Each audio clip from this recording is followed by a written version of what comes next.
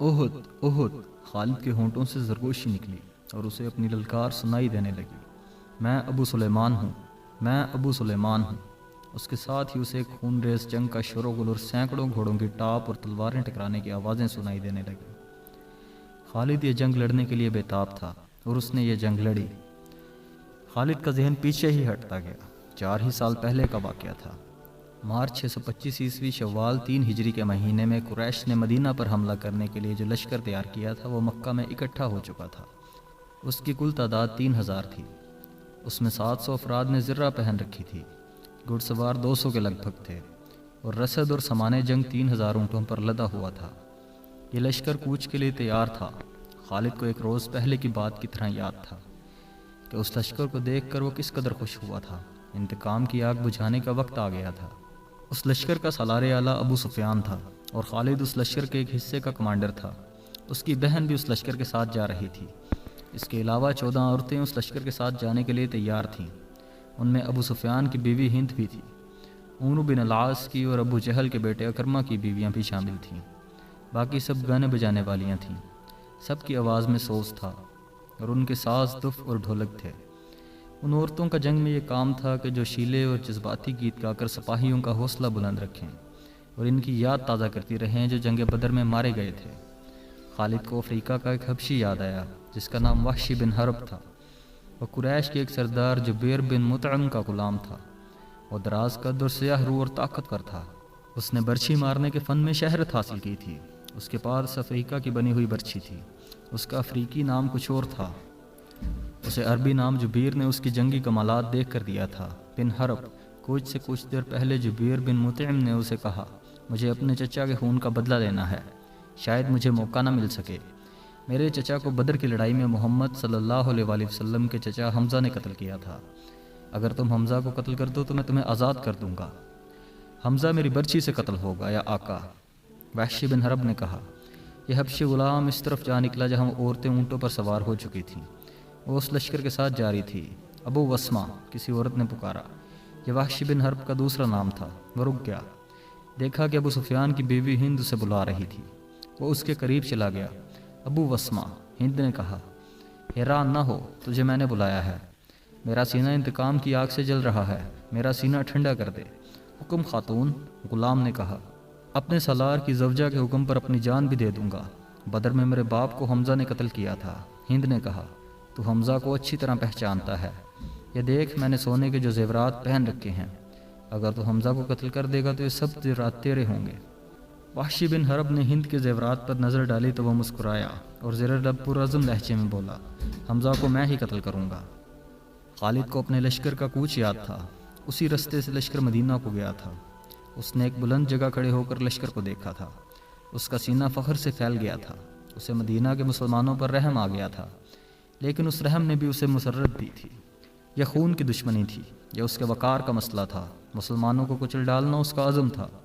جنگ احد کے بہت دن بعد اسے پتہ چلا تھا کہ جب مکہ میں قریش اپنا لشکر جمع کر رہے تھے تو اطلاع رسول کریم صلی اللہ علیہ وآلہ وسلم کو مل گئی تھی، اور جب یہ لشکر مدینہ کے رستے میں تھا تو رسول خدا صلی اللہ علیہ وآلہ وسلم اس کی رفتار، پڑاؤ اور مدینہ کے فاصلے کی اطلاعیں مسلسل ملتی رہی تھیں۔ آپ صلی اللہ علیہ وآلہ وسلم کو لشکر کے مکہ سے کوچ کی اطلاع حضرت عباس رضی اللہ تعالیٰ عنہ نے دی تھی۔ قریش کے اس لشکر نے مدینہ سے کچھ میل دور کوہ احد کے قریب ایک ایسی جگہ کیمپ کیا تھا جو ہری بھری تھی اور وہاں پانی بھی تھا۔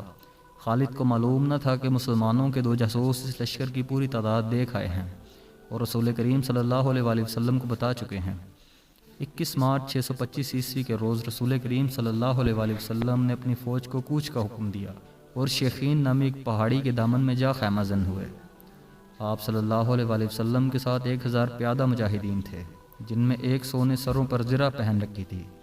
مجاہدین کے پاس صرف 2 گھوڑے تھے جن میں سے ایک نبی صلی اللہ علیہ وآلہ وسلم کے پاس تھا۔ اس موقع پر منافقین کے نفاق کا پہلا خطرناک مظاہرہ ہوا جو غداری کے مترادف تھا۔ مدینہ کے بعد ایسے لوگوں نے اسلام قبول کر لیا تھا جو دل سے مسلمان نہیں ہوئے تھے۔ انہیں رسول اللہ صلی اللہ علیہ وآلہ وسلم منافقین کہا تھا۔ کسی کے متعلق یہ معلوم کرنا کہ وہ سچا مسلمان ہے یا منافق بہت مشکل تھا۔ جب مجاہدین مدینہ سے شیخین کے پہاڑ کی طرف کوچ کرنے لگے تو ایک بااثر آدمی جس کا نام عبداللہ بن ابی تھا رسول اللہ صلی اللہ علیہ وآلہ وسلم کے ساتھ اس بحث میں الجھ گیا کہ قریش کا لشکر 3 گنا ہے، اس لیے مدینہ سے باہر جا کر لڑنا نقصان دہ ہوگا۔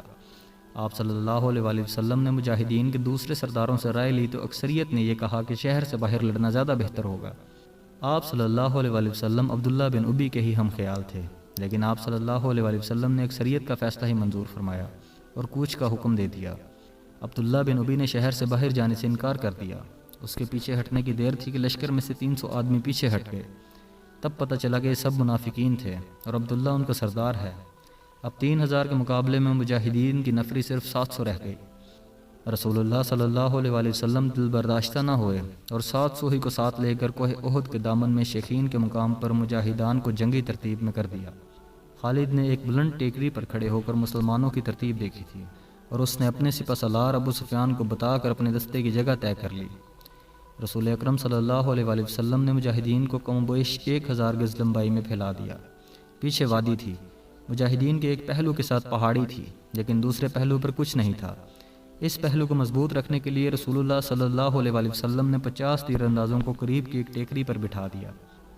ان تیر اندازوں کے کمانڈر عبداللہ بن جبیر تھے۔ اپنی ذمہ داری سمجھ لو عبداللہ، رسول خدا صلی اللہ علیہ وآلہ وسلم نے اسے ہدایت دیتے ہوئے فرمایا۔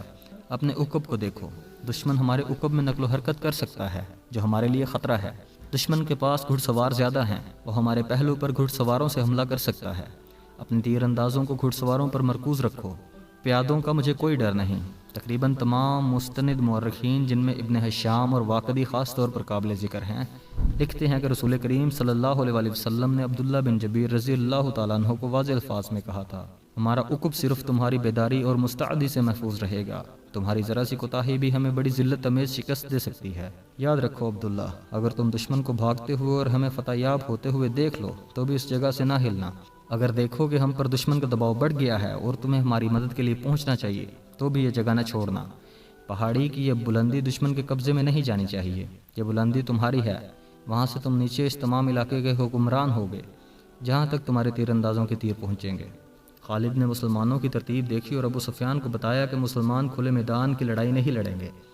ابو سفیان کو اپنی کثیر نفری پر ناز تھا، وہ چاہتا تھا کہ لڑائی کھلے میدان میں یعنی لامحدود محاذ پر ہو، تاکہ وہ اپنے پیادوں اور گھوڑوں کی افراد سے مجاہدین اسلام کو کچل ڈالے۔ خالد کو اپنے باپ نے جنگی چالوں کی تربیت بچپن سے دینی شروع کر دی تھی۔